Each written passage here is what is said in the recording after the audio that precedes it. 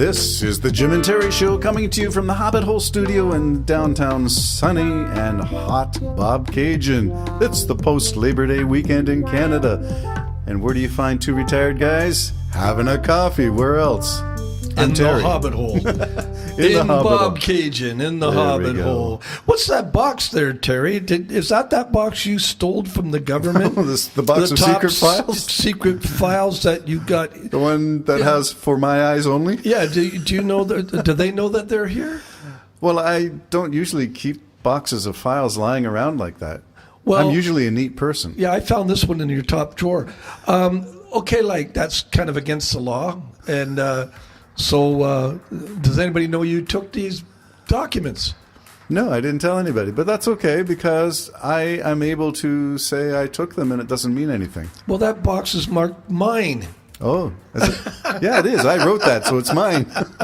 Okay, and for our ones and twos, yeah, you know where we're going with this one. This is the Jim and Terry Show, taking a look at some American politics, and we're talking specifically about the FBI, about Mar-a-Lago, about Trump not wanting to leave a few souvenirs behind, so we took them with him.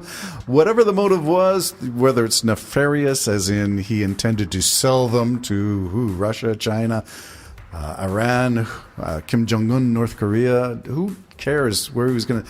He didn't have the right to have them, even though he's a former guy.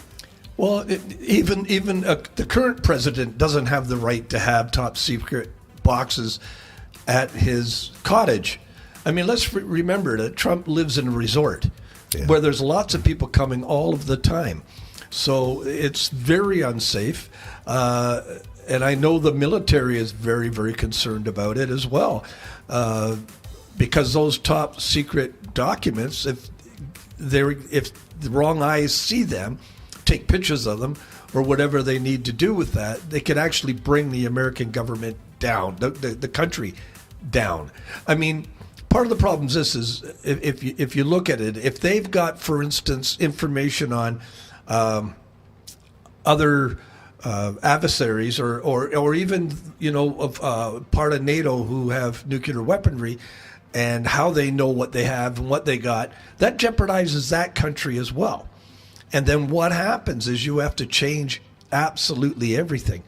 And that's really super hard to do. Bottom line is, this was probably the biggest, most irresponsible blunder that the ex-president, former President Trump, could have possibly done. He's got illegal documents. He's caught red-handed with the illegal documents.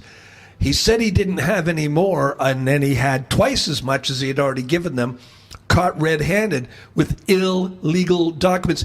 Even if they weren't top secret, he has no right to them. They belong to the American government. How many documents are we talking about here? Well, 30, 40 boxes, right? 35, 40 boxes. The number I saw recently was, and this number came out because Trump's team argued for a special master, which we'll get to in a minute. But the quantity of material, the special master, if such a person is awarded, will be having to go through about 11,000 documents. Yeah, and this, we know, is just simply a stalling tactic that Trump has used. Now, you and me wouldn't be able to get away with that because there isn't a judge on the face of the earth that would grant you and me a special master, especially after the fact of the FBI, the CIA, or whatever. You mean CSIS could rifle my underwear drawer? Well, the thing is they've already gone through it.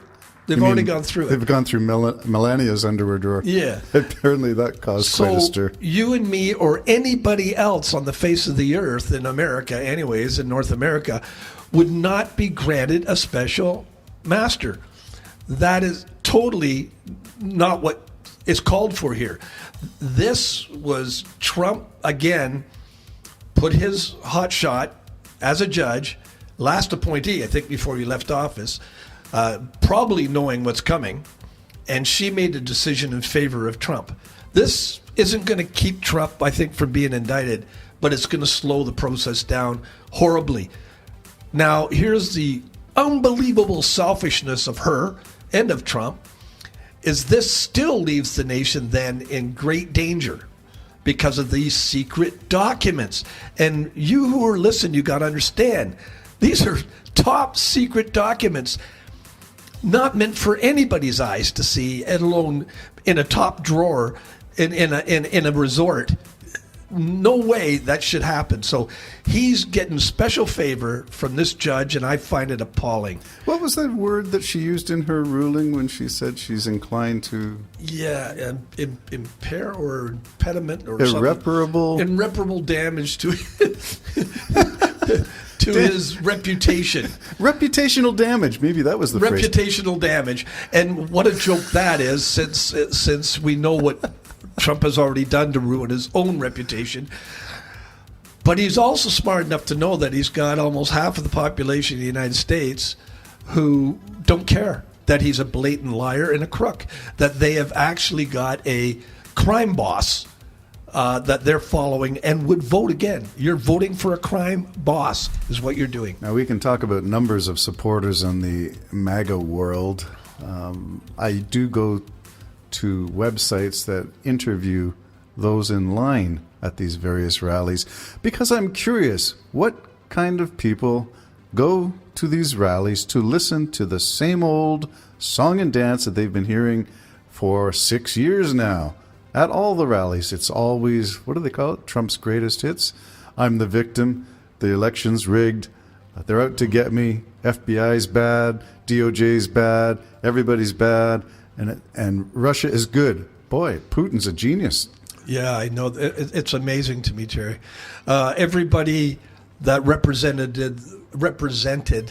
the goodness of the United States, Trump has made evil. And Trump, we know, is a liar. We've caught him in many, many lies. 33,000 in 4 years and of counting. office. And he's the one that is now, because he says so, people lose their trust in law and order in the United States. And I was listening to a fellow this morning before he came here, a former, I don't forget what he was. Forgive me, folks. Leon Panetta? I don't know. No. Okay. Anyways, he was former just CIA head. Yes, he was just saying that he's really super concerned about the state of the nation right now. That democracy is on its edge because of, well, I blame the most dangerous man in the world, Donald Trump.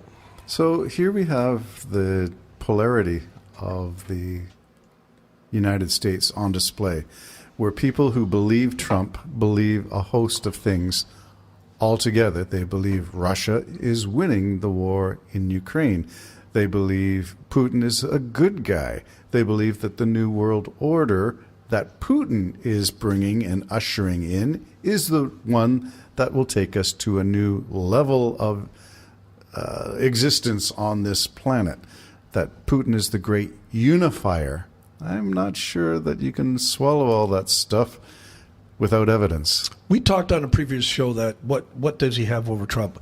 And I said, sort of kidding, but it might be partly true, that maybe the offer is to Trump to make him an oligarch of Putin. And therefore, Trump, remember, who wanted to get out of NATO. And isn't that funny? Because imagine if there was no NATO, then Putin would have walked. What would stop him at all? Yeah. Nothing would stop him. He could just keep going and going and going. That's his plan, folks, for you who don't know. He doesn't just want Ukraine. There's a lot of countries in that area, like Estonia and such, that he wants back as part of the Soviet Union. And so if you think he's stopping there, no. And he won't. He'll stop at nothing to get So it. this conversation about Trump keeps coming around to Russia and Russian influence, and I'm going to throw this one out as a possible link to the FSB, the Russian Secret Service, and their propaganda mill and the way they used social media. We'll get to social media maybe in another podcast. But Russia is somehow at the crux of all things Trump. There wasn't enough evidence to convict Trump on collusion with Russia, but a lot of evidence of collusion. It's just that we couldn't pin it on him. So there's the maybe you rejoice in that the legal system is so tight and the standards are so high that you can't just make stuff up. That's a good thing. On the other hand, when Russia's full of filling the social media platforms with threads that link to all kinds of fake news, including, just to throw an oldie but goodie out there, that the U.S. biolabs were responsible for the coronavirus. Oh, for goodness sakes. And it drives, my brain blows up with those who are listening to that. You got to understand there's trolls and everything else that are affecting you folks out there. You got to get some sort of mainstream, a little bit. Trolls just a little bit. And Russian moles. Yeah, you think we're blind? Not at all. I'm sorry. Get into it. We'll get into some more controversial things in the next Jim and Terry show. Bye-bye for now. Bye-bye.